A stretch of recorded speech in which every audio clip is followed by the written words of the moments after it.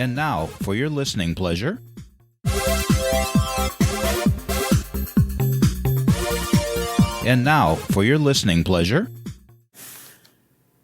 Trauma moments.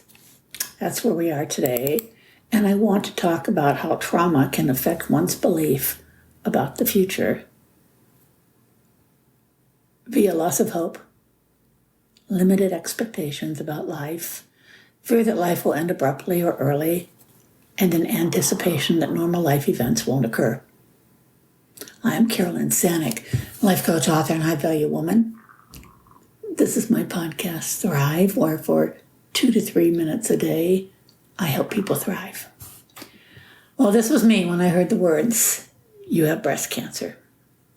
I went through every single one of those descriptions I just shared. These are normal responses to trauma that is life-threatening. It took me weeks, months, and even years to believe I wasn't going to have my life ripped apart or that I would die from my diagnosis.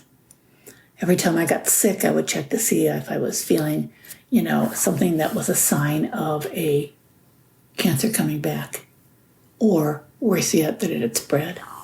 Every new lump was biopsied for my peace of mind. And let me tell you this, waiting for biopsy results can be traumatizing.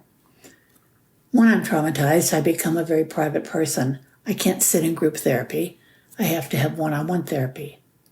We all react differently. This diagnosis did rip me apart. I had no one. I was a single woman living on my own. It is vital victims of trauma have social support.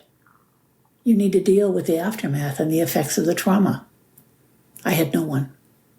If this had been you and the trauma remains unresolved, I would like to suggest finding someone who can take you back to that day and then move you forward, because the only way out is through. I'm Carolyn Sanic, life coach, author, and high-value woman. And by the way, it's been 31 years since I was first diagnosed with breast cancer. Thank you for listening to my podcast. And that's a wrap.